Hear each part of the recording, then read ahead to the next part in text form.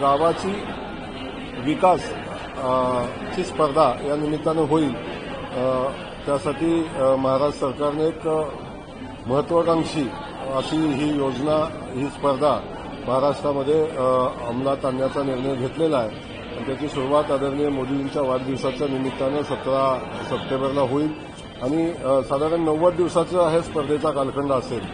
आपल्याला आठवत असेल की आमिर खानने एक वॉटर कपचा जे जलसंधारणाची स्पर्धा घेतलेली होती जलयुक्त शिवारच्या माध्यमातून आणि त्याच्याही पुढे जाऊन खास करून गावखेड्याचा विकास व्हावा म्हणून ही योजना आपण या ठिकाणी आणलेली आहे।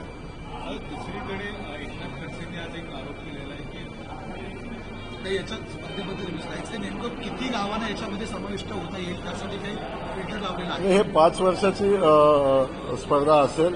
याच्यामध्ये काही निकष आपण ठेवतोय आणि ते निकष पूर्ण करणाऱ्या गावांना स्पर्धेमध्ये सहभागी होता येईल। साधारण एका तालुक्यातनं 25% गावांना पहिल्या वर्षी सहभागी होता येईल आणि त्याचे निकष असतील तर निकषातनं 25% गावं जी पहिल्या वर्षी पात्र होतील त्या गावांचा याच्यामध्ये स्पर्धेमध्ये समावेश घेता येईल।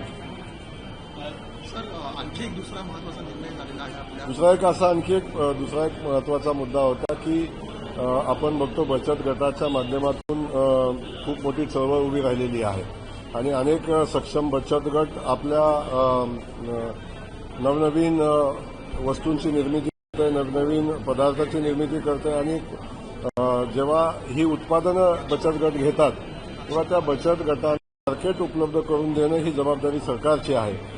आजपर्यंत आपण बघितलं असेल की राज्य स्तरावर कधीतरी एक्झिबिशन होतं, जिल्हा स्तरावर होतं, विभागीय स्तरावर त्यांना थोडं 2, 3, 4 दिवसासाठी मार्केट उपलब्ध करून दिलं जातं। आता महाराष्ट्र सरकारनं मुख्यमंत्री मोदयांनी निर्णय घेतलेला आहे। आम्ही जिल्हा स्तरावर उमेद मॉल म्हणून एक नवीन संकल्पना आणलेली आहे ज्या ठिकाणी बचत गटाच्या महिलांच्या उत्पादनांना 12ही महिने मार्केट त्या ठिकाणी मिळेल आणि त्या ठिकाणी जे बचत गट सक्षमपणे आणि दर्जेदार उत्पन्न घेतील त्या बचत गटांना त्या मॉलमध्ये माल विक्री करण्यासाठी जागा दिली जाईल।